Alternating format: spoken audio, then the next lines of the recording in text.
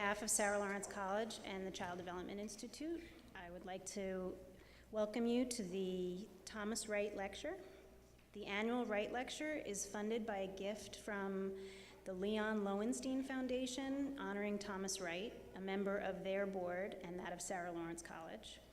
And Tom designated that gift to be used to enhance the understanding of and work supporting the lives of children and families. And it has enabled us to bring scholars and practitioners to join us each year in connection with our Empowering Teachers Summer Institute. And this year we are very honored to have Albert Sykes join us. I'm sure that you've all read Albert's bio before coming today. And for Albert, the line between work, personal life, and parenthood is impressively seamless, which is why this interview of Albert by his son Aiden may be the best possible introduction.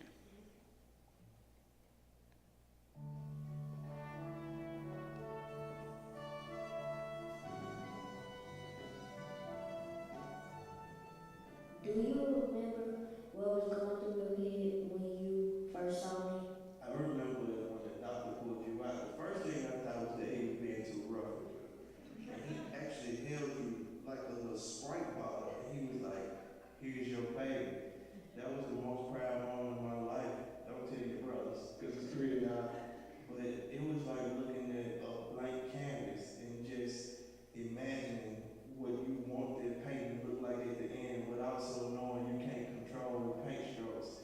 You know, the fear was just, I gotta bring up a black boy in Mississippi, which is a tough place to bring up kids, period. But there are statistics that say black boys born after the year 2002 have a 1 in 3 chance of going to prison.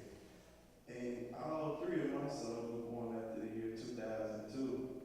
So, Dad, why did you take me to protest so much? I think I take you for a bunch of reasons. One is that I want you to see what it looks like when people come together, but also that you understand that it's not just about people that are familiar to you, but it's about everybody. Did you know the work that Martin Luther King was doing was for everybody and it wasn't just for black people?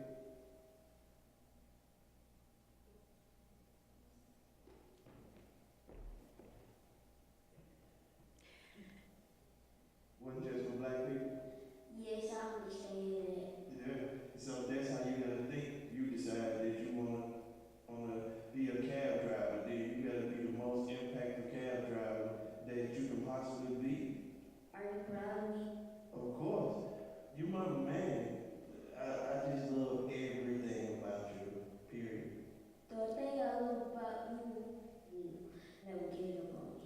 That's one of the things I will always remember about my dad. You said it like I'm on the way out of here. Or I'm already out. So, Dad, what are your dreams for me? My dream is for you to live out your dream.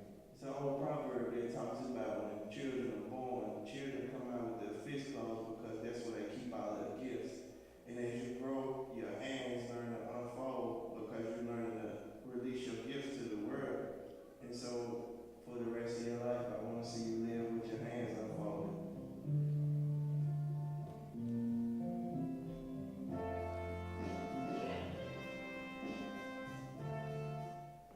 It's my great pleasure to welcome Albert Sykes.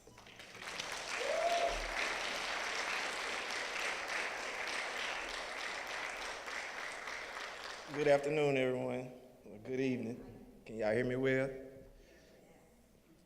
So I'm Albert. I'm the father of that young man in that interview. So there was a day with me and my son sitting around having a conversation. The conversation was being recorded, but it wasn't scripted, and I couldn't expect that my son and I would have such an honest sharing with each other. The reason I wanted to share that rather than a bio is because I wanted you to know who you were talking to, not the things I've done, not what the paper would say my work accomplishments are, but the man that I am before anything. And the reason I wanted to share that moment between me and my son is because I wanted you to see who my hero is and the person who I look up to and the person in my life who's taught me the most about being a man. When Aiden was born, I didn't know anything but that fear that I talked about. I knew what America had told me about black boys and their ability to live in a country like this, their ability to be loved in a country like this. I know what my experiences in America taught me about being a black boy here, what it taught about longing for the love of country, longing for the love of community after community. And so he, as a baby, lived so unbraced and he lived so unrestrained that he taught me that that's probably the best approach for me to take as a father trying to raise him, was that I needed to calm down, accept that there were going to be some bumps in the road, but have the confidence that I was ready to do what it took to be a father, and that I would have the courage enough to learn from a young man to teach me how to do that. The ways that I was able to work with Aiden reflect ways that other people work with me in my life. So I remember being in elementary school, and I found out about Dr. Martin Luther King Jr. So they bring us coloring books with pictures of Martin Luther King and Rosa Parks, and you're supposed to color this. This is your black history, right? This is your black history experience. And so the stories that they gave about Dr. King were these stories that were so far away from the then and now. They seemed so distant. It was almost like a Disney movie or a Mickey Mouse experience where it's something that just seems unreal and untouchable. Like you don't see yourself in it. You couldn't see yourself as coming from it or being a part of it. But it was a hero story. And as a child, you love heroes. And so I ran home and ran in my grandmother's room, and I'm telling her, like, Grandma, you got to hear about this man named Martin Luther King. He tried to save the world by himself, and he did all this big work, and he had made so many accomplishments in his work, and he moved so many people, and he had big marches with a lot of folks. And my grandmother said, you need to go and learn about Medgar Evers. So she told me a little bit about Medgar Evers and who he was and the work he had done. And then one day we went around the corner and we were standing in a yard, and my grandmother told me that this was Medgar Evers' home, and that driveway was the driveway that he was assassinated in, and that was one street over from my mom's house. So you could literally jump the gate, go to Medgar Evers' house, and stand on the spot of tragedy, a spot of extreme tragedy and significant history. So I started to learn more about Medgar Evers over time. And when I got to the 6th grade, I was 11 years old. The teacher comes in, introduces this older guy. His name was Bob Moses. So Bob Moses had done so much work in Mississippi in the 60s. I was 11, he was old. Just didn't connect with me, right? He didn't walk into class cool with the best clothes on and the jewelry and stuff that we like to see everybody wearing. He was wearing old man clothes. And it wasn't nothing that was just a big draw about him until all the adults started making a big deal about him being in the building. He was coming to be our teacher with this program called the Algebra Project that he started in Cambridge, Massachusetts. Well, all the adults started making a big deal about him. Like, teachers was taking their lunch break to come and try to shake his hand, get an autograph. And I was like, all this because the man had some markers and a couple of math games? So finally, the teachers started to explain to us in other classrooms, like, how lucky we were to be in the presence of Bob Moses. So started asking Bob about himself. He didn't tell us much. And one day he mentioned Medgar Evers and that he had worked with Medgar Evers. Now at this point, Bob transitioned from the old man with the games that I didn't really attract to one of the coolest people in the world, because he had worked with Medgar Evers, who was a hero of mine, who had come from the place where I grew up in and who made me see civil rights inside myself and myself inside of it. And now Bob gave me a way that I could touch it, that it could live in front of me, that it could be tangible, and that it could be given to me in a way that it could live through me in the same spirit that Ella Baker gave it to him and other folks, with the intention of you get it all so you could pass it along. So We there, a bunch of 11-year-old kids, and I remember every time from the 6th grade all the way through the 12th grade, I would ask Bob, how did you do this during Freedom Summer? And he would say, well, Ames and Moore worked on this street, and Fannie Lou Hamer knocked on that door, and June Johnson had connections to this family. And when he got through, you would hear a story that had about 10 or 12 other people in it and no reference to himself, right? He did that to me my whole life. In older years, I was frustrated with him, like, why are you giving me everything but what I'm asking you? Well, what he did that for, time and time again, was to get me to understand that he singularly did nothing in Mississippi. That the families of Mississippi is what kept and sustained the movement of the civil rights movement in the South, and it helped set examples for other phases of the civil rights movement across the country. When you hear the stories of the heroes, behind those heroes are the real heroes, the local voices. So the folks who opened their homes and fed SNCC workers, the people who opened their churches, the people who put their churches at risk of being bombed, the Medgar Everses. You know, Medgar Evers was a local man, and the reason that he was assassinated was because he was doing civil rights work. The reason he was off into civil rights work was because Medgar Evers went to war, came home, tried to register to go to college, and found out that he was the same black man after fighting the war for this country as he was when he left to go do it. That he was being denied access to the same amenities in this country after fighting the war as he was before he went to go do it. And so Medgar wanted to go to school. He applied to go to the University of Mississippi, which we know is Ole Miss. He was denied entry. That led to him fighting at school. That led to him becoming a field secretary for the NAACP. And he used his day job as an insurance man to build the relationships that he would go on to use to provide infrastructure and community support for the NAACP. One of the things that broke my heart about Medgar Evers' story, and I know that the topic of the talk is small actions for big justice, but we're going to talk all kind of actions today. A heartbreaking action that I learned about early on was that Medgar Evers' children were trained that if they ever heard a noise outside of the house, to hit the floor, crawl to the bathroom, and wait till their parents tell them that it's safe. They don't know the experience of living in the house with their father and sleeping with a bed that wasn't on the floor.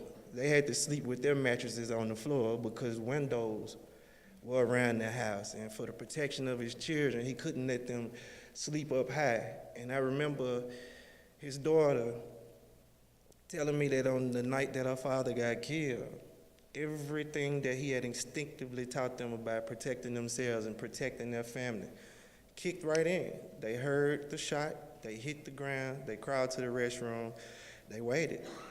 Their mother went to the door.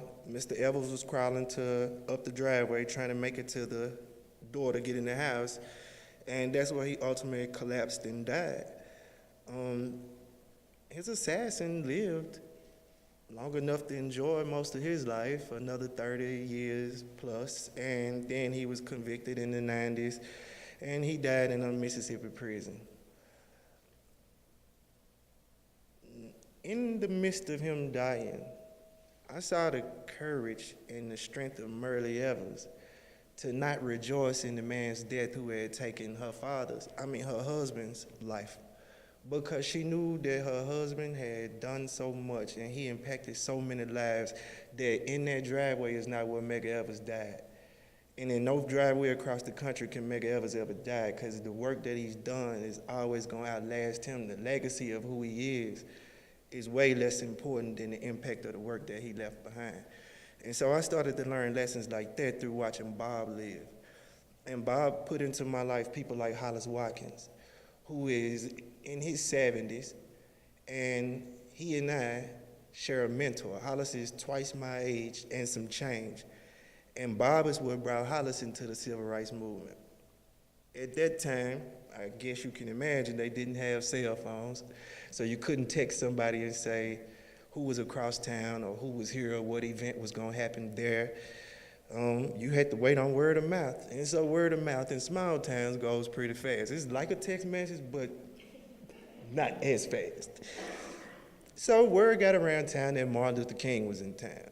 So these couple of knucklehead kids, Curtis Muhammad and Hollis Watkins, they go down to Macomb, Mississippi, looking for Martin Luther King. So they finally stumble up on Bob. And they tell him, you ain't Dr. King. You know, we thought Dr. King was going to be down here. And Bob said, no, I'm not Dr. King. I'm Bob Moses. I'm here on behalf of the Student Nonviolent Coordinating Committee. I'm here with relationships with AMS and more and folks in the NAACP. I was sent here by Ella Baker from Atlanta through her work with Dr. King. And I need some help working this community, and I need some help getting young folks involved in thinking about doing the community organizing work of getting folks the right to be able to register to vote and access the ballot box. So Hollis and Curtis started running around with Bob for a while, and they became some real staunch mentees of him. And Bob was able to teach them a lot of things, and they were able to teach him even more because Bob came with academia and he came with strategy, but they came with the relationships and experience of being in that community. And it's the same with other folks like Fannie Lou Hamer. When you think about courage, when Bob and folks were trying to get Ms. Hamer to register to vote, she had the courage to try it when her husband wouldn't. And they were working on the same plantation. He was thinking more about the livelihood of the family. How are we going to make money? And she was thinking about how do we decide who decides when and how much money we can make. So when she was threatened with being kicked off the plantation because she wanted to participate in voter registration activities, she took that.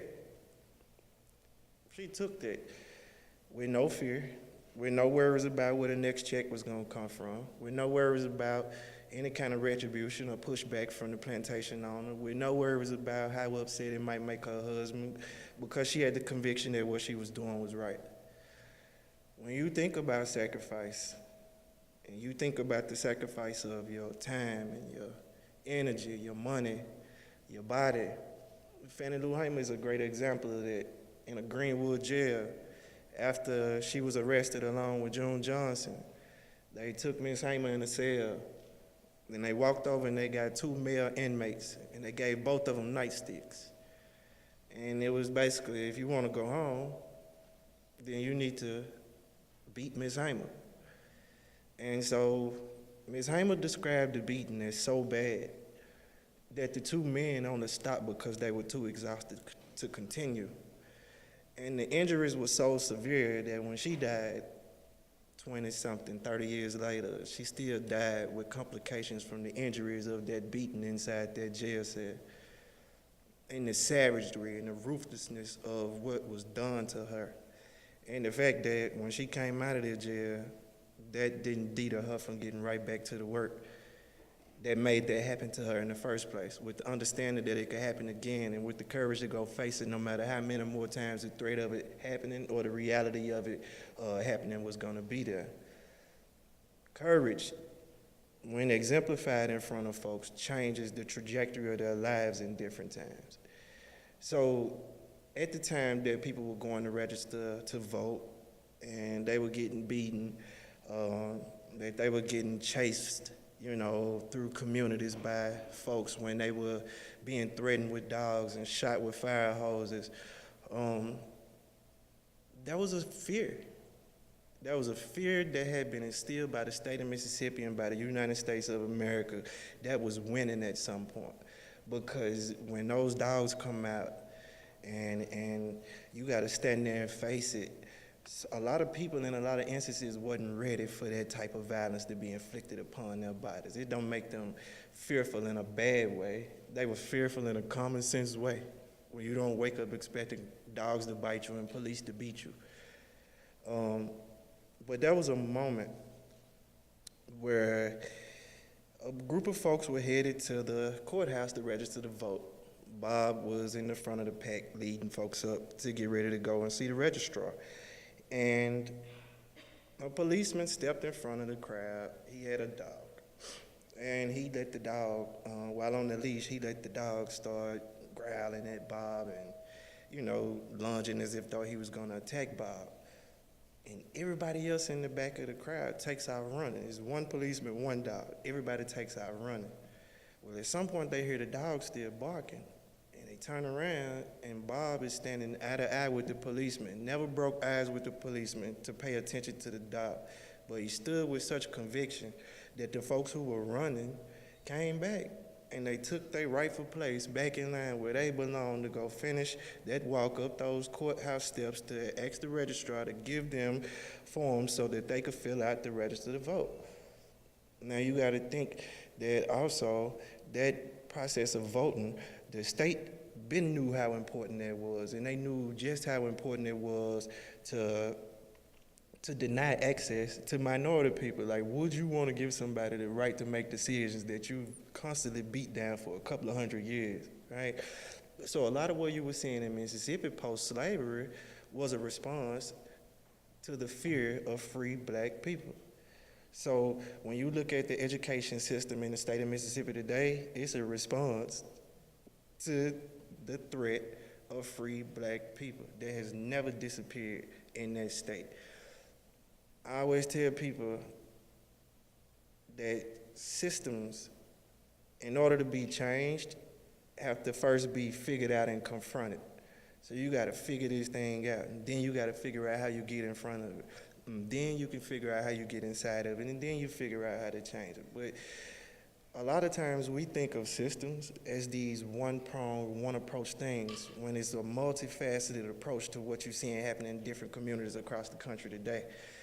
When we talk about education, we can't talk about it separate from economics. When we talk about economics, we can't talk about them separate from healthcare. When we talk about healthcare, we can't talk about it separate from the over-incarceration of young black and brown children in this country. When we talk about the over-incarceration of young black and brown children, we can't do that without talking about the separation of migrant families at the border that we see happening in this country right now. And so when you start to look at all these things and look at how they come together, then you have to understand that in our time and in our place and in our bodies right now, what our work is to figure out which direction in this country going to lurch and who is it going to be in America for.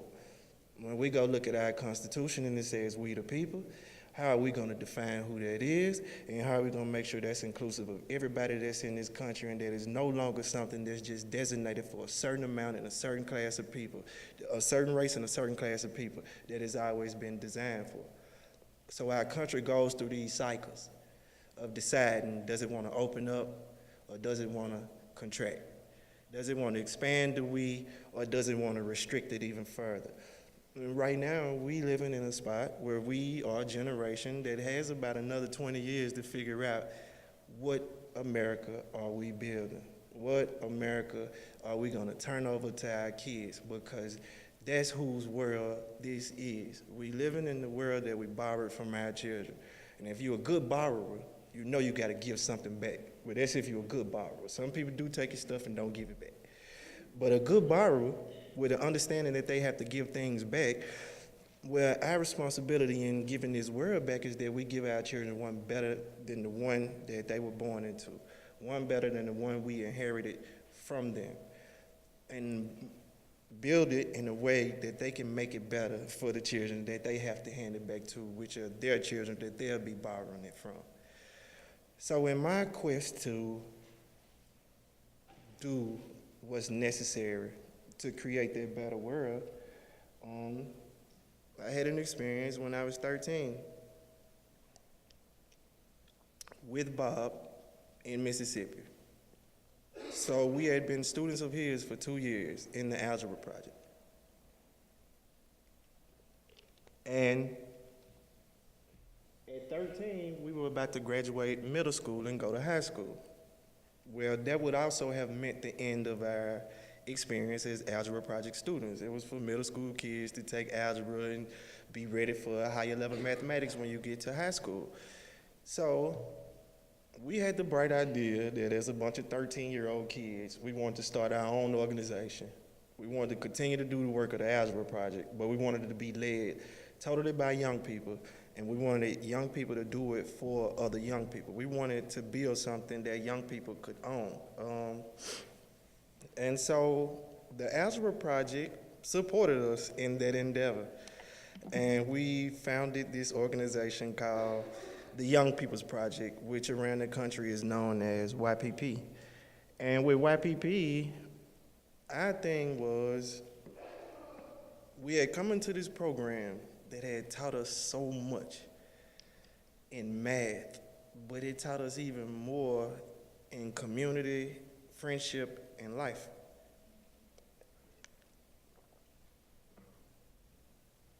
What the Algebra Project taught us was that we had an innate responsibility to and for each other.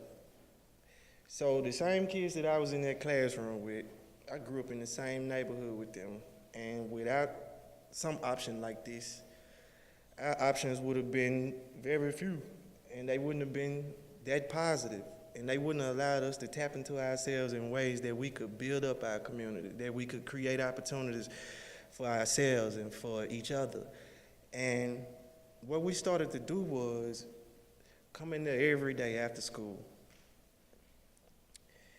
And kids would come that were our friends and that had experienced the fun of the Algebra Project in the classroom and on different field trips. And they would come after school to kind of see what's up, you know. And then we started having pizza, right? And so when the pizza comes, the numbers shoot out of the roof. Everybody is there, right? And it wasn't great pizza. It was like Domino's or something. Sorry if anybody here some kin to Domino's work. But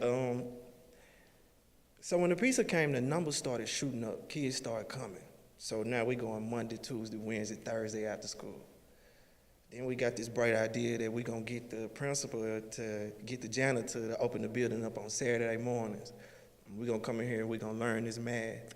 So on Saturdays, it was the same. People would come. Then the food started coming. The numbers started shooting up, right? Well, one of the realities of what we understood was that, one, we couldn't do this for free.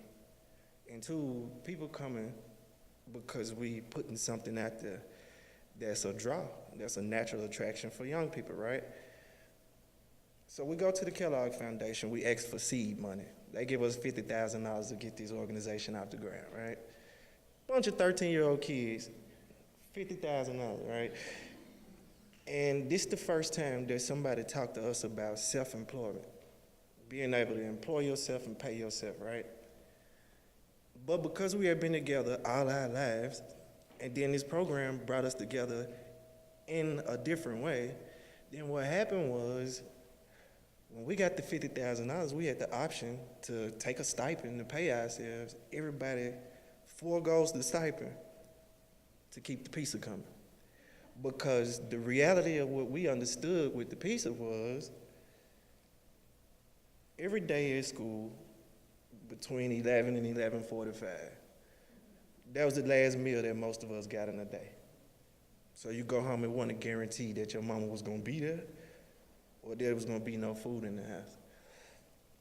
And whereas at 13, in a regular setting, you find something out like that, and you laugh about it, and you play about it, and you make fun of your friends, right? With us, it was just like, no, we're going to eat. We know that everybody in here got their own different conditions. We're not going to embarrass each other. You know, we done spent these last 3 years in the same classroom, every day together, really building up this community, and that's the only way that we understand the real needs of what each other have. So we're going to take this money, we're going to eat, we're going to learn this math. So the eat will sustain our body, the math will sustain our minds, and we'll take what we got in our minds and go sustain our lives. And so from that classroom, in the 6th grade, here's a bunch of 13-year-old kids with $50,000, their own program, and a desire to do something different in their community. Well, with that came a different view of what leadership was, who we were as leaders, and what leaders could be for us and in our lives. And so you started to notice that when you wanted to be a knucklehead, the knuckleheads in the neighborhood would say, man, you can't hang over here because those people care about you.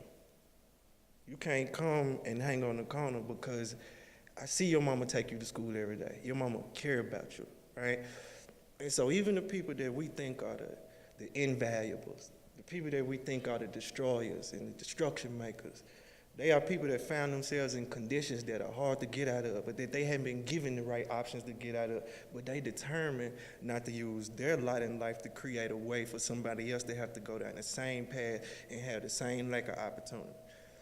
So they pushed me to school. They pushed my friends to school every day.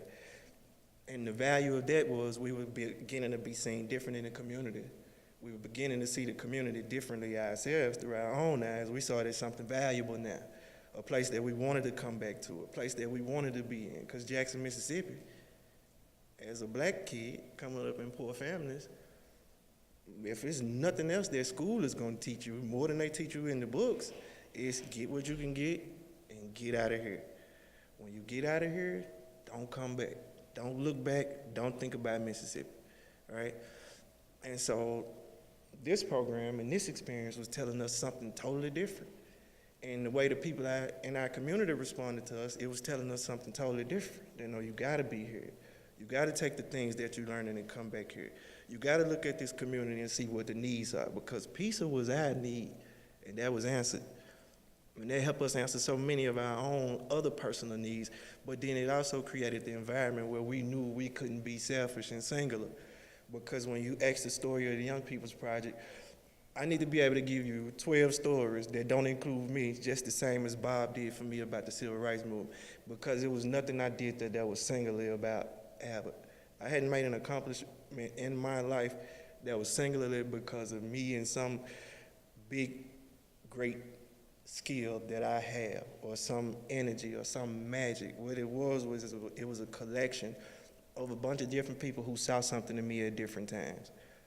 Who could have given up on me at different times but didn't? Who could have let me give up on myself at different times but didn't? And so as I moved through my life, I became more attracted to the civil rights side of Bob's story.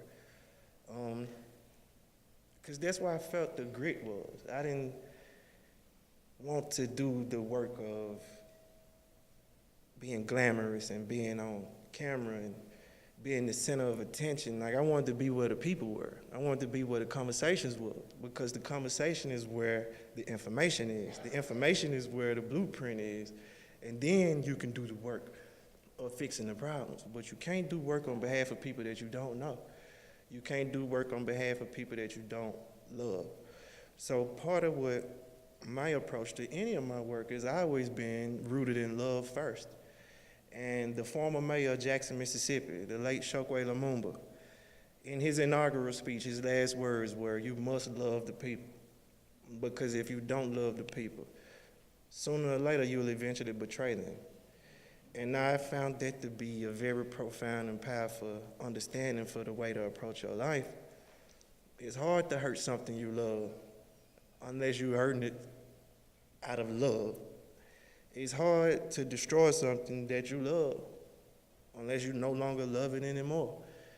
And so for me, when I'm approaching my work, I approach it from the place of love first. And then I figure out how to use that love to build the proper relationships. I figure out how to use those relationships to build more relationships, to get me and the people that I'm working for to the places that we need to go, because I don't believe that we can enter into communities without the proper amount of love and a true understanding of what service is. Service is not a charitable act. Service is something that comes from a place where you really believe that you're doing what's best by all people to make things better for all people, and that you're willing to do this at the expense of no one if it's wrong. So then we move on through the Young People's Project. I'm starting to get under Bob more, and I was about 19, and we were having a conversation about school. And I graduated from the top high school in the city after I started in the lowest rated high school in the city. Well, the thing that was missing at the top rated school was the community that had been built up amongst us at the lowest rated school. It was more of a community feeling. It was more of a responsibility between young people. Whereas at the higher rated school, it was about getting the best grades you can get, getting the best scholarships you can get, getting into the best college you can get into, and get out of Jackson, right? And so you see the difference in it now. Like when one school has their class reunion, it seems like you think everybody in the city graduated from that. And then when the top rated school has its class reunions, you barely get, some of them is almost too ashamed to put the pictures on Facebook. It's just that few people that show up because they had been taught to go out and be about self, to do for self, that these relationships that you're building in high school are false, that these friends don't really have to always be your friends. They can be people of convenience in your life.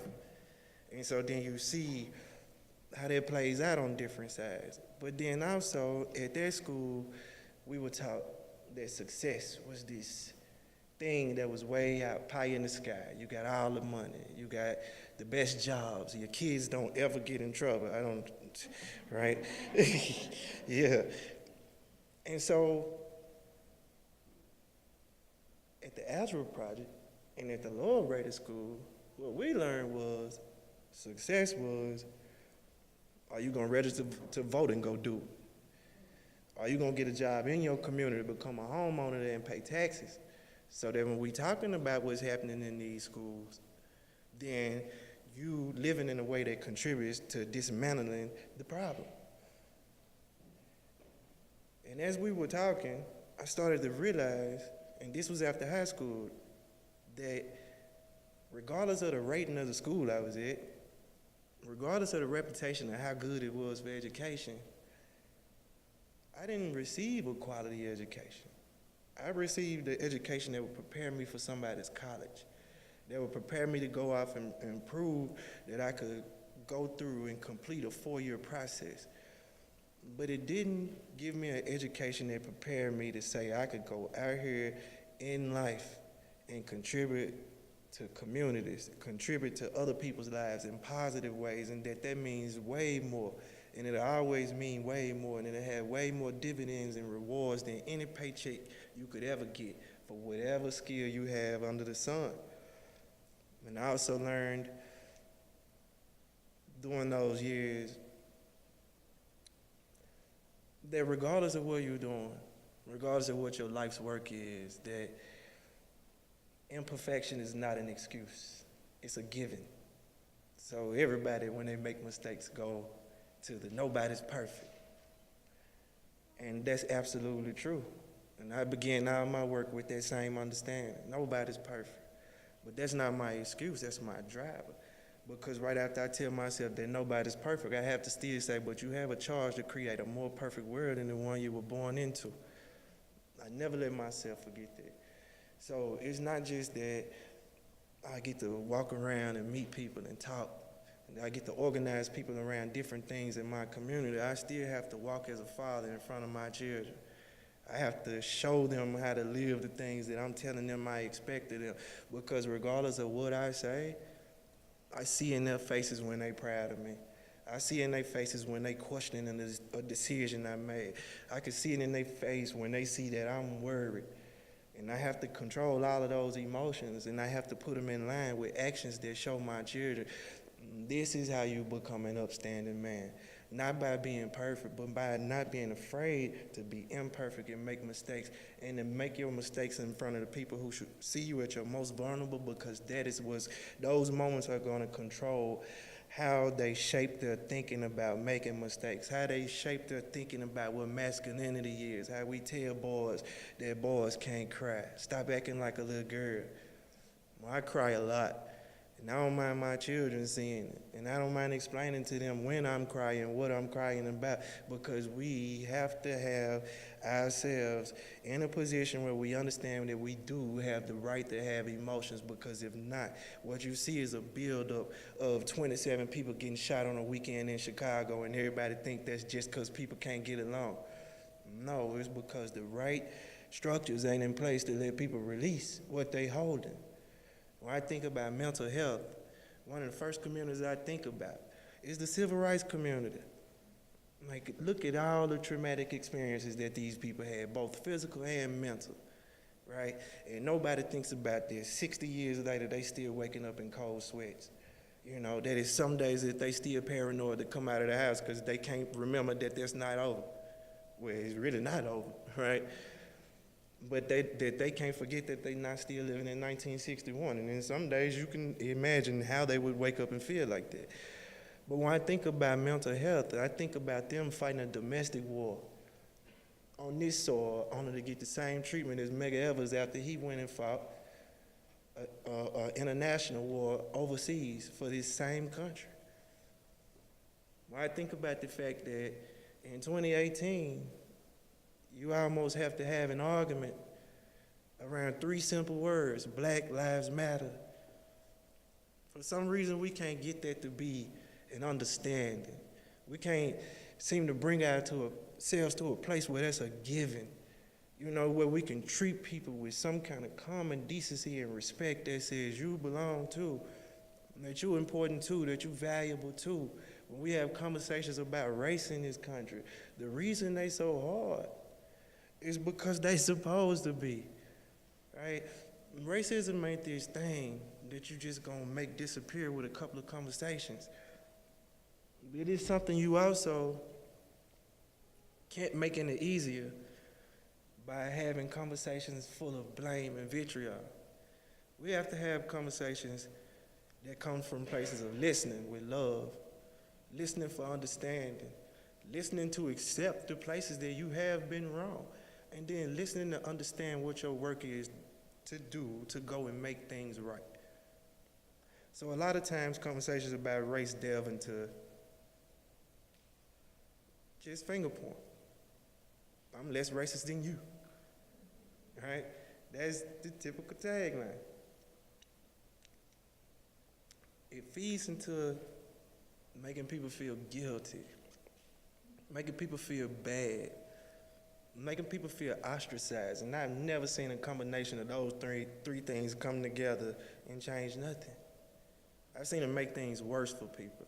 I hadn't seen them come together and improve lives in this country in a significant way. I've seen them destroy movements. I've seen ego destroy movements. When you move and I'm telling you that I'm asking Bob a story and he telling me about 12 or 13 other people, but he was exemplifying humility in front of me, right? In a way that any work I do, I have to have that same amount of humility. It's been put into me. And it's also important that I sing the stories of the people who don't get the microphones to sing their own. That I get to tell the experiences of the people who don't get invited to be on microphones to tell their own experiences. I get to tell the stories of folks like Trishika Melvin and Kafiri Lane. I met Trishika when she was a high school kid.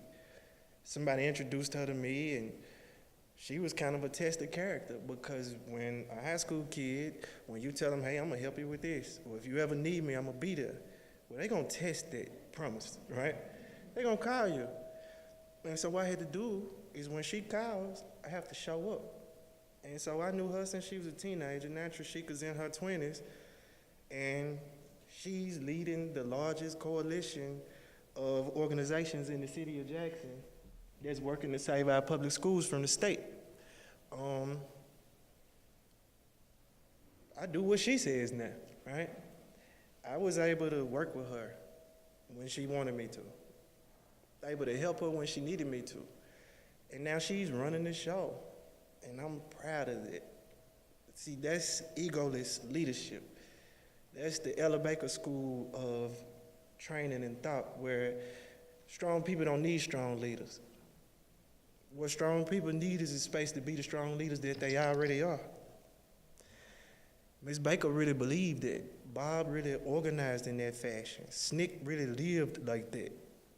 Their motto was, don't trust nobody over 30, which makes most of us in here now untrustable. But the reason being was that they wanted to keep youth at the forefront. They wanted to keep energy at the forefront. They wanted to make sure that young people could see other young people and come get involved in the work that was happening.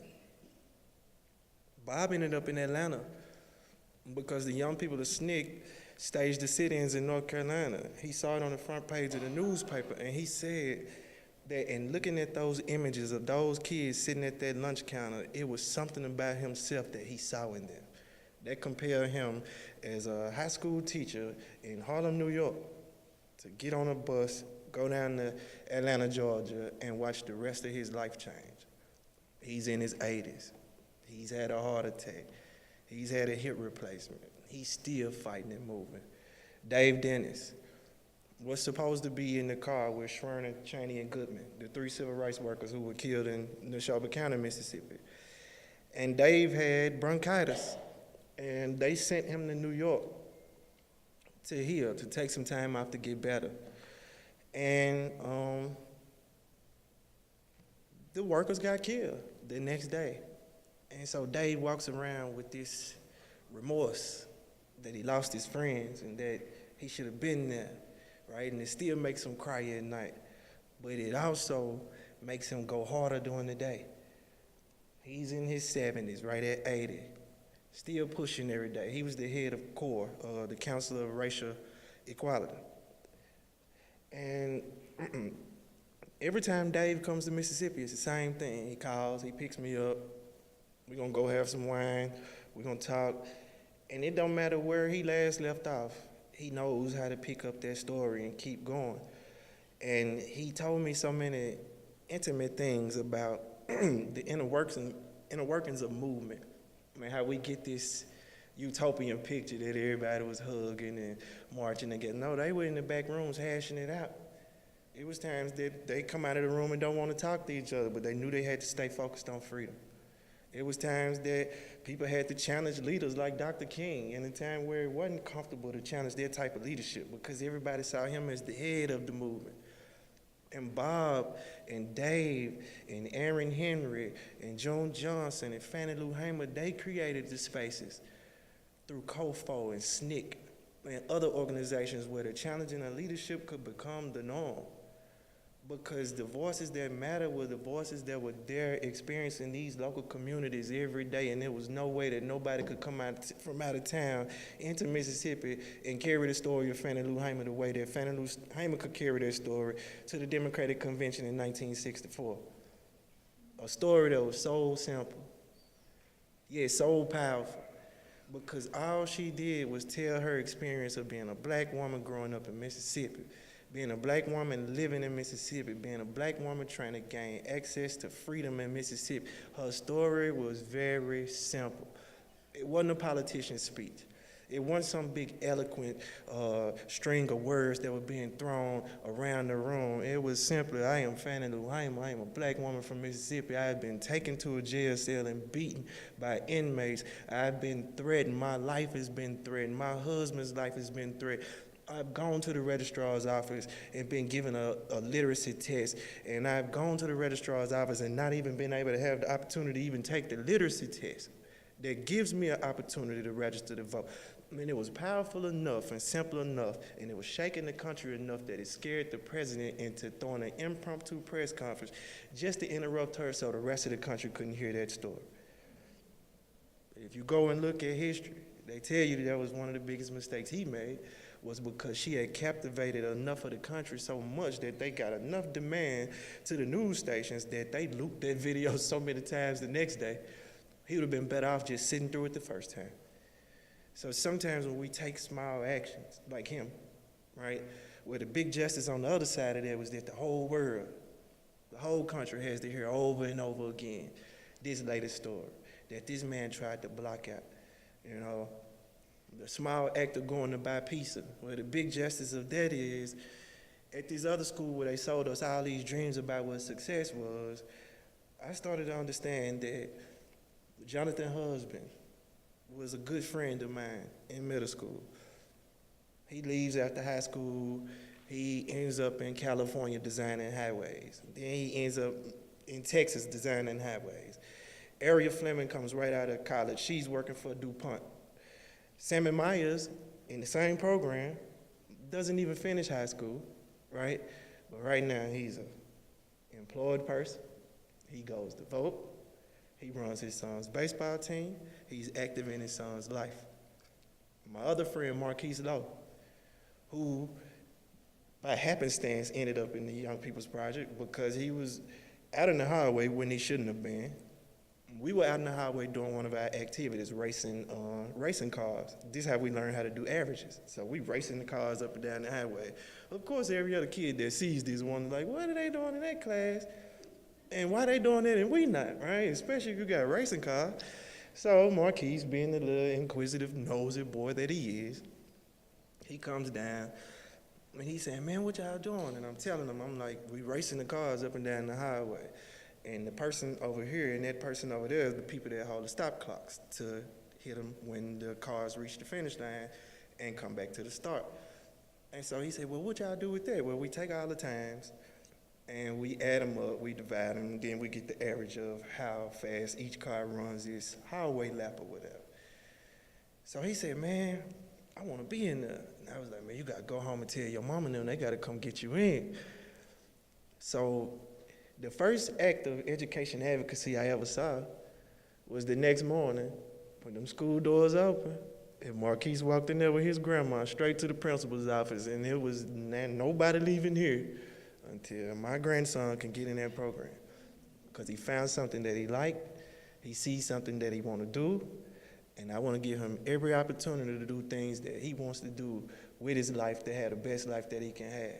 Well, today, Marquise is the site director of the Young People's Project in Jackson, Mississippi.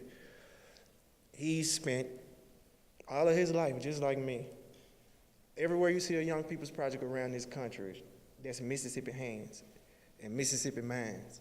From one classroom in Jackson, Mississippi, every summer from the age of 13, while we building our own program at home, we were going to spend our summers from June until August in places like Chicago, in Brooklyn, Miami, LA, building this program and handing it off to other kids. So everywhere you see a Young People's Project across the country, that was our summers, that was our hands, that was our love and passion for this work that we were able to do.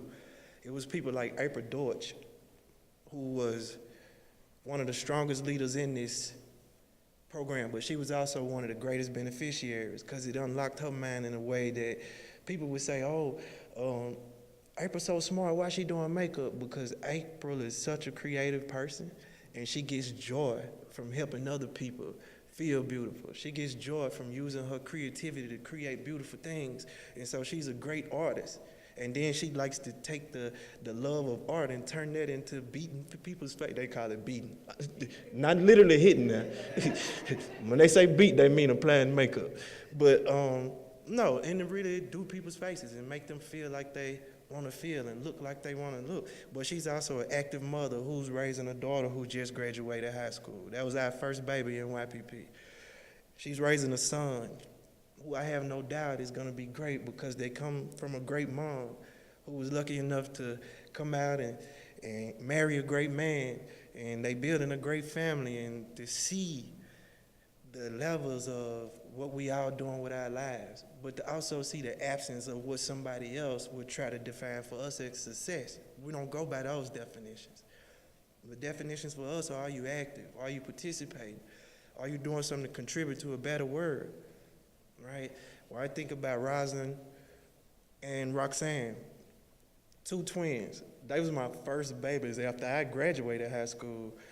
Because with the Algebra Project and the Young People's Project, when you graduate high school, you become essentially a classroom assistant in the high school you graduated from. So it's weird. Like you graduate in May, you come back in August, and you working in the classroom helping ninth graders. Well, I met these two girls, twins in the ninth grade, and I remember I just took to them.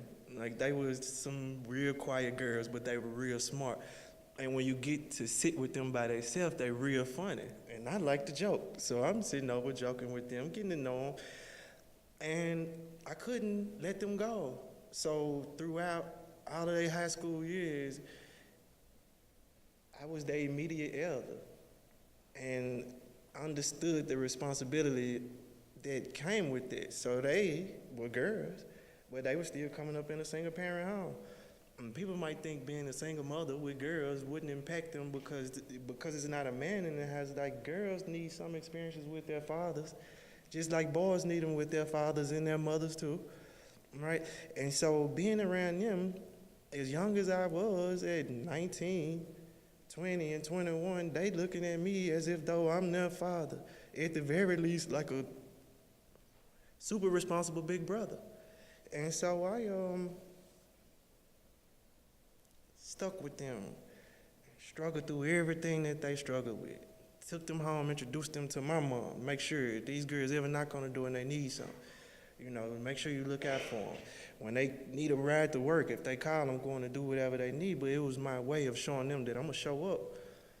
Because one of the things that turns young people off is the first time you don't show up. When you look like that thing or that person that's disappointed them so many times.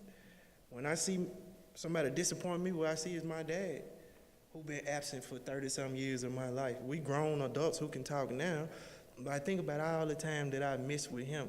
But I'm also grateful for what that put in me around the father I was going to be for my sons. Because the one thing I'm always determined is, regardless of what it takes, I got to do it for my children. Regardless of what it is, I got to get up and live right in front of them every day. I got to do it with character. Because it's also when they not there, when nobody's there, when it's just me in the house by myself and I got the opportunity to make a decision, am I going to do what's right because I can and I should? Or will I make decisions that I ain't got to worry about nobody finding out about because nobody's here? Character in the dark matters just as much as character in the light. It's more important than character in the light, because character in the light is the thing we can perform on this stage, that we can do in front of the public. But character in the dark is that thing that you got to live with, singularly and solely.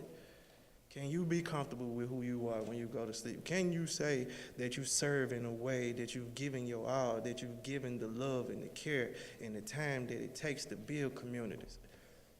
Can you say that you can imagine yourself producing a Sammy or an April or a Kiki or a Jonathan husband, right? Can you imagine yourself pouring yourself into your work at such a young age? But doing it at a level that it doesn't matter if you live to be 50 or if you live to be 15. You've done something that has an impact. It leaves a legacy. My best friend in the project was this Nigerian kid named Christopher Adikbanya. We called him Big Bun. So Chris was a heavyset guy, gold teeth. He could fight. When that Nigerian mad come out of him, it was something to behold. But we were in this program, and Chris had really become one of the strongest practitioners in YPP. So he was super smart. He could grasp this math as if though he was born with it already in his head. And he and I started running tough together every day. When we got older, I founded the Policy and Advocacy division of the Young People's Project. So I wanted to do policy and advocacy, and Chris is the math boy.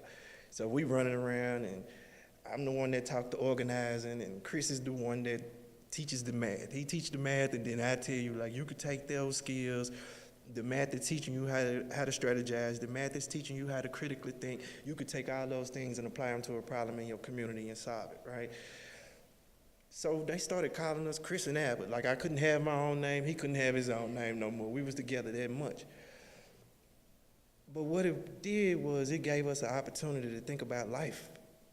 And we had planned out from 22 where we'll be at 60, you know, and how we'll use where we were at 60 to get us to where we want to be at 90, you know, hopefully that we live that long. Well, I was on the phone with Chris one morning. Had to have been like 6 o'clock in the morning. Super early for us. And kind of out of the norm. He would be the first person I talk to on any given day, but not at 6 in the morning. And so Chris called, and he was excited. Like, he was just happy. Whole different kind of mood. And we started having some of the most fun conversations we ever had in our life. And I remember just feeling so good about him and just feeling so good to hear how good he was feeling. And we stayed on the phone all day up until about 12 o'clock. And school was getting out early that day, so I needed to go pick up my little sister from school. So I was on the phone with Chris as I was leaving to go get her. And as I pulled up to the school to pick her up, Chris says, his whole demeanor changes. He says, Albert, hold on, let me call you right back. And so about 10 minutes later, my phone is ringing. And it's his cousin, who is also one of my close friends. And his cousin is crying. He's like, man, you gotta go check on him. You gotta go check on him. And I said, who? He said, it's Chris. And I was like, I just got off the phone with Chris. Ain't nothing wrong with him. He said he about to call me right back. Well, Chris was getting out the phone to get killed. It was some teenage kids that felt that Chris's money and his car were more valuable to them than his life was to the world. And so they walked up, attempted to rob him, ambushed him, shot him in the head, killed him. And I remember exactly what it looked like to walk there and see him laying on the side of that street in that car, as if though somebody left something out there that had no value at all, just a lifeless body on the side of the street in a car, still with the money in his pocket that they were gonna take, still sitting in the same car that they were gonna take, right? And at that time, he has a 2-year-old daughter. So what happens to her growing up with understanding that you live in a place that took your daddy from you, right? But the only thing I could see in it was more work. Like, because it's not just about me losing my best friend. If I'm not helping a lot of these kids, how are we gonna stop everybody else from losing theirs? People think that police are the answers to these problems. Love, communication, community building, answering real needs. That is how you stop the things that we looking at. Along with understanding, infiltrating, working around, and working through this system.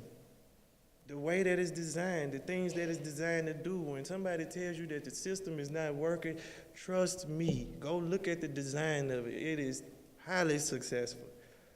If you're saying that it's designed to keep black and brown people poor, it's highly successful.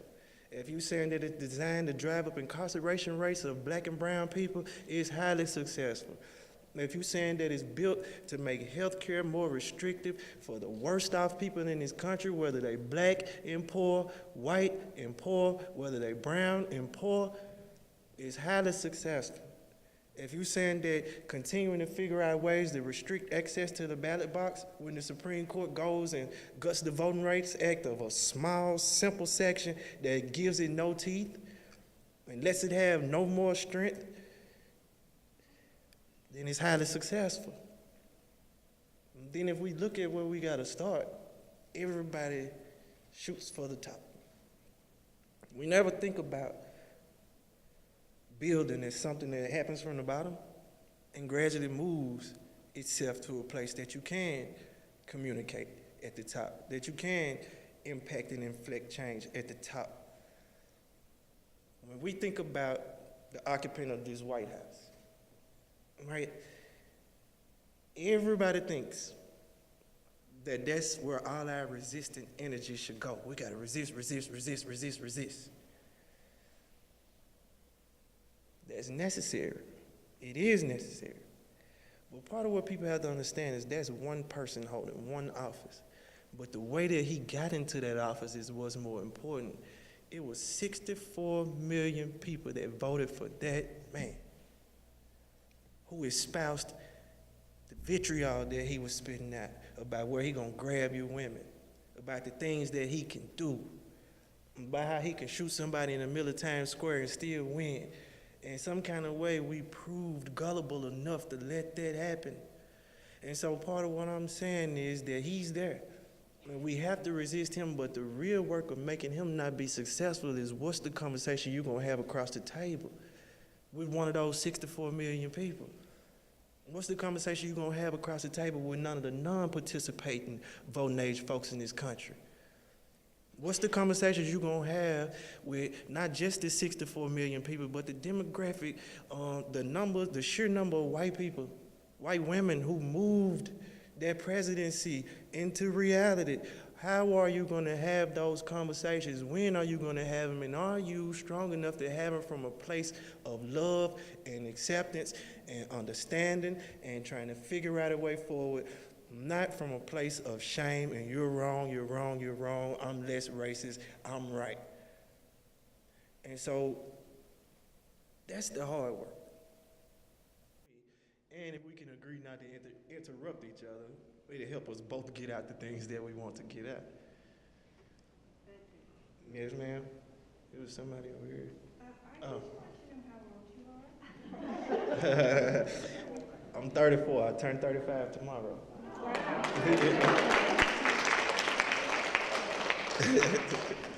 lot of wisdom. I try to soak it up. No, it's important. One of the things that I learned is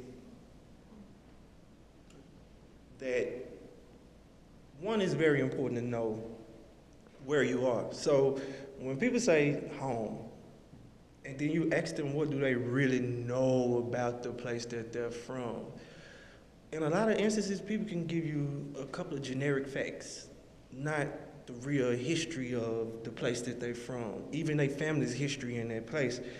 And so I found that history was an important thing, your personal history, your community history. And then the ways that you absorb that history in the places that you can. So your home is your first museum. It's where you see pictures. That's where you can walk up and say, who is this? And you can get a story about that person. You know, it's where you can pull out the family album book and learn about people that you never met in your life and how they contributed to your life, how they contributed to your family's life. And so I always thought that it was important to sit down and listen, soak it up, and then take these things and share them. They do me no good if they just with me. But when I'm able to tell them to my sons, when I'm able to share them with other kids, when I'm able to go home and tell my mama some things she didn't know, you know, that's the value of the information that I take in. It helps me learn things that I would have never known, but it also helps me remember the importance of taking those things and sharing them with other people who might not even ask the question about some of this stuff.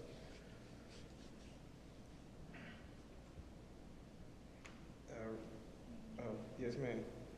Your mentoring experience and programs are so beautiful, unique, and special. I wondered if you were ever approached to present at the National Mentoring Summit in Washington, D.C., or if you would consider doing that, because I think your gifts would be very well received there. Yes, ma'am. I haven't been invited. But I would like to see the Young People's Project go for sure. So I'm not there anymore, but I work with them. I don't work there, but I'm in touch with the whole family. So if you want to help make that happen, I'll give you my card. And if you want to help, it's always good to see some Ben's Chili Bowl every now and then. I've often thought that our whole society is so focused on individual success, Mm-hmm. and the person who quietly helps another person, you know, is like it's insignificant. It's all the stardom and how much money you make and how far you get up on top. Mm-hmm. I haven't heard this expressed as well as you put it. Oh, yeah, thank you.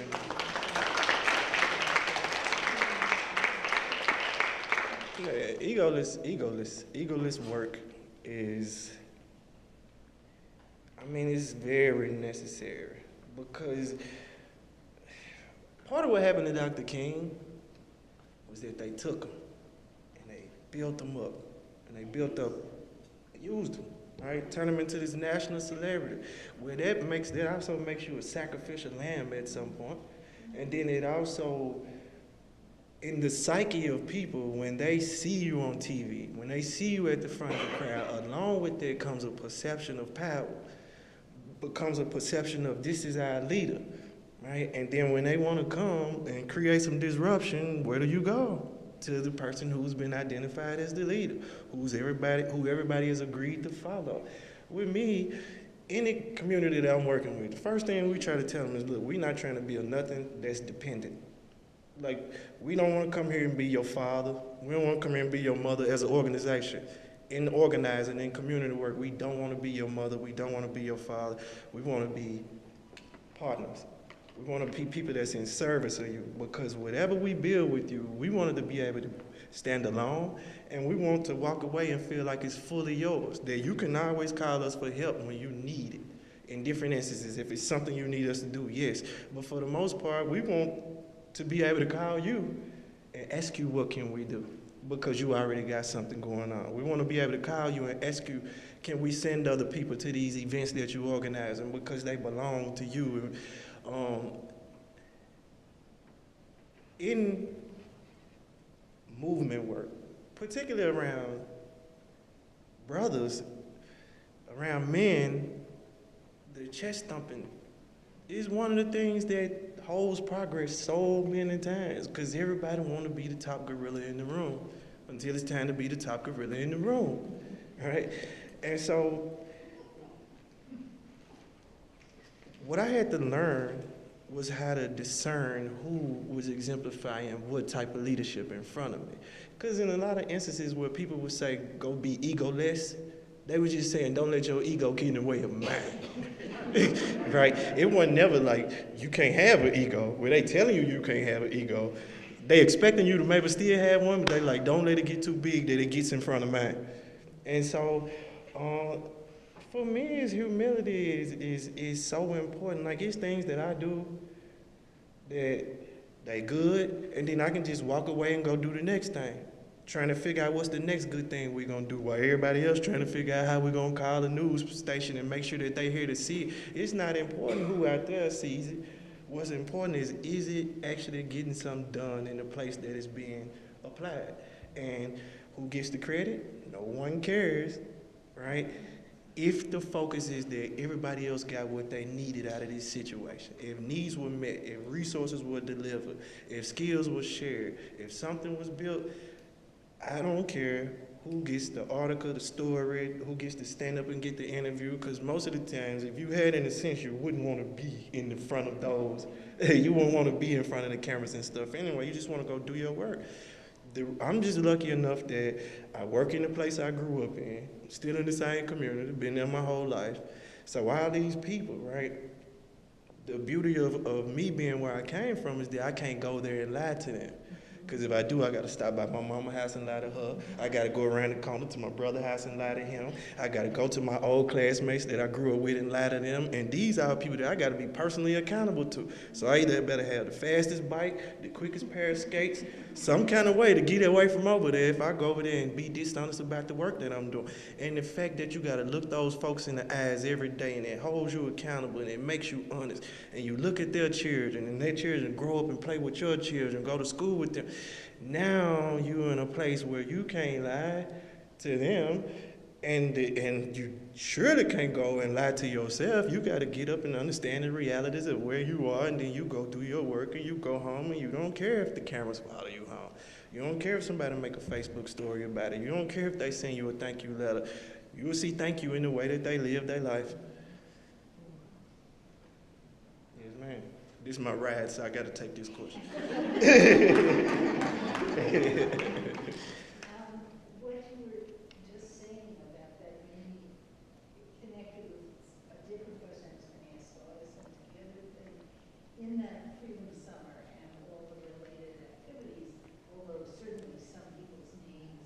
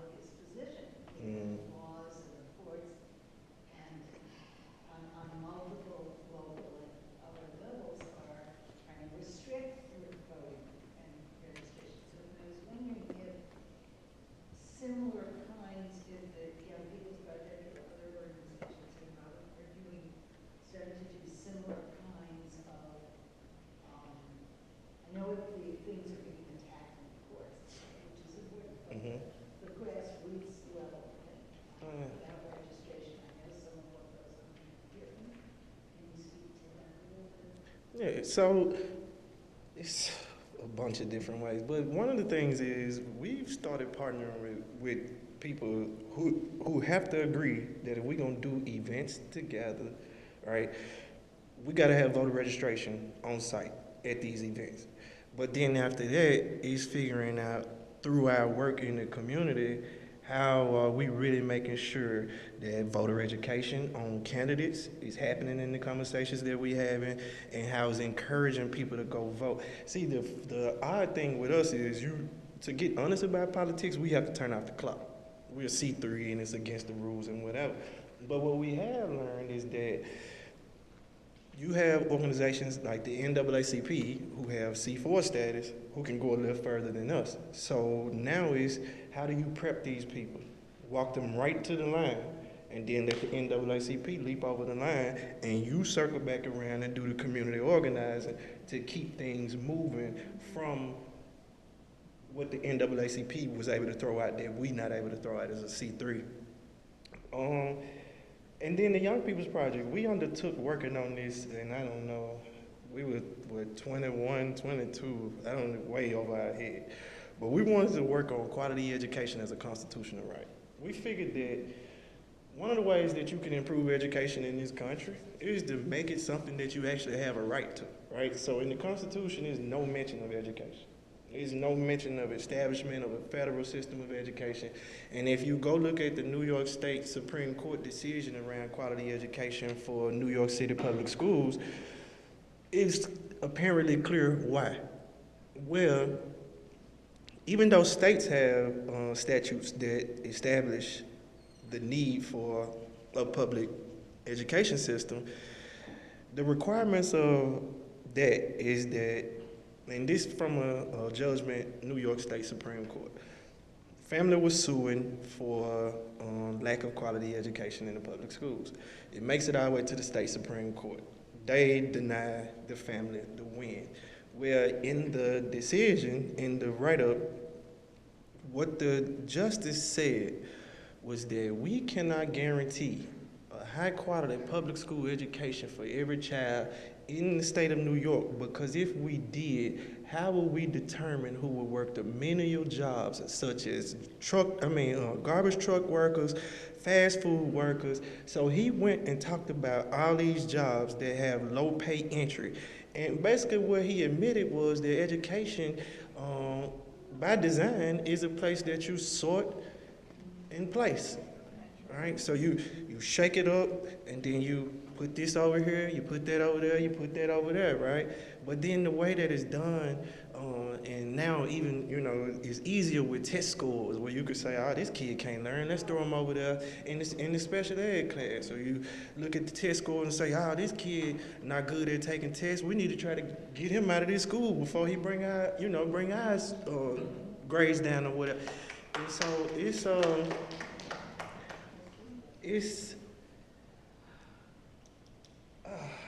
so that's part of the work we have to do and that we are doing, is understanding systems. Because it's funny that in Mississippi, the Department of Justice comes in, and right now they got a federal consent decree with the Meridian Public School District around the school to prison pipeline. So this is the first time the Department of Justice could actually go in and see a direct link between a school, a judge, and the incarceration rate in a city, right? So they under the consent decree. The ruling was that the district and the judge were violating the students' constitutional rights. And I was like, see, this is part of what we need to harp in on. They got rights that go with them into a place that they don't even have a right to be at.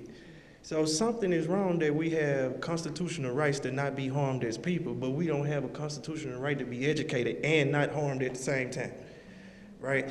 So Mississippi is a funny place. So you go back and understand it. And so when I was saying that's because of what you're seeing there and what you're seeing around the country is because of the threat of free black people, where after the Civil War, state of Mississippi succeeds from the United States, right?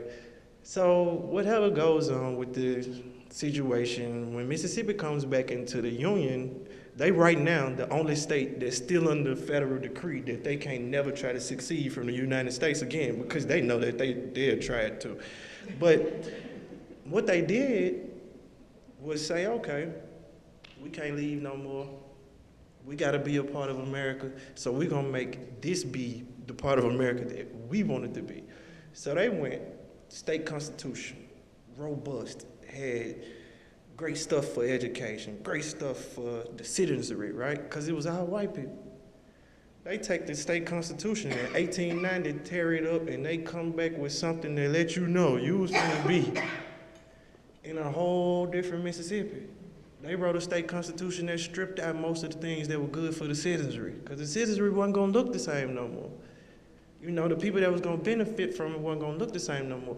And decisions like that are made on behalf of communities around this country every day by people who are not equipped to make those type of decisions. Look what we got for an education secretary.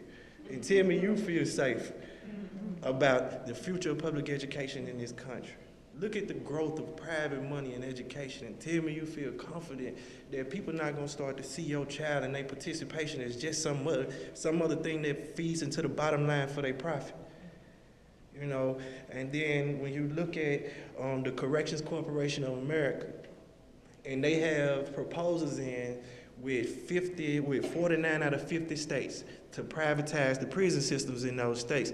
Well, part of the requirements from CCA for them to take over your prison system is that you have to guarantee them 90% occupancy. Well, the way you get 90% occupancy is you take a small crime that would have been petty yesterday and make it a felony today. And when you know where you start in the school where the kid who would have been in the principal's office for throwing the crayon last week is now sitting in the front with the school resource officer waiting on the car to come pick them up and take them to the detention center. Or they lock them in the room called in-school suspension with their face to the wall. They're going to get them prepared for what isolation feels like, right? And so we got to understand the impact that policy has on this stuff. We got to understand the systems that we're dealing with and how they all feed into each other. Because, see, you get that kid in trouble in elementary school. And in Mississippi, they have this thing called the habitually disruptive student label, which if a student gets in trouble, more than 2 times in a school year, you label them habitually disruptive. Well, what happens is that goes in the student's discipline file. So teacher by teacher, school by school, he got his felony. Essentially, right? That's his felony. He got to carry that label with him through the rest of his school career. And every time he gets in trouble, guess who is the last person to get the benefit of the doubt? That kid who got that label, who got that thing in front of him that's what you see about him first. And so that's one of the reasons that my organization does work around telling the real good stories of what's happening in education every day. Because the national narrative says public education doesn't work. The national narrative says public education isn't needed, right? And so what we're trying to say is, listen, for every school that you can go and say is an F-rated school, or if you're rating your schools on a number system, for every school that you could say is one of the worst you got somebody in there doing the best job that they can to educate them kids. For every kid that you want to say is one of the worst that you know, that's the best child that parent could prepare for you that day. And it's your job to accept what comes through that door and try to work with it. When you recognize things that's happening with young people, if you get to know them, then you'll know how to help them. The young people that it seems like we can't help are the ones that we won't take the time to get to know. And then we expect them to just come to us with full open arms and trust, not understanding that they've had some traumatic experiences in their life. When we talking Me Too, I'm telling people, can you imagine going into a kindergarten classroom? Can you fathom the fact that it's little girls in kindergarten that got them same kind of stories? And we shaming people who got 30-year-old stories right in front of 6-year-old kids' faces, and we think that we're gonna create a country where the environment is open enough for them to feel safe enough to come tell the things that's happening to them, and then they carry that with them all of their lives, and it moves into their jobs, it moves into their homes, it moves into their marriages, right? And we expect that whole people, right? We expect that people who've been through all these things, people who are unwhole, are not gonna harm other folks. We expect that going out here doing the work of organizing is not traumatic. That is not something that puts you in a place where you need some mental healing. Because if you're serious about your work, if you see some of the things that we see, if you take in some of the stories that we take in, you can't do that and not feel something and not take that in and not internalize that in some kind of way unless you don't have a heart, unless you don't have a love for the people. And so we have to focus on healing ourselves. We have to focus on building healing spaces. And we can't intimidate people who've been hurt to try to keep them from sharing and expressing the things that have hurt them. Because the only way that they can heal is if they can express the hurt, and then we know where to start working from. And so one of the biggest problems we got is a country that keeps doing this on top of people's heads. It does it over and over and over until you feel about that small. And then they say, well, why everybody went crazy in Chicago this weekend? Well, they were hungry, they unemployed, they living in a place that keeps beating down on them. They see military tanks coming up and down the street. It looks like you building a war zone. How you think people gonna react? If you look like you living in one, you probably gonna adapt and act as if though you are.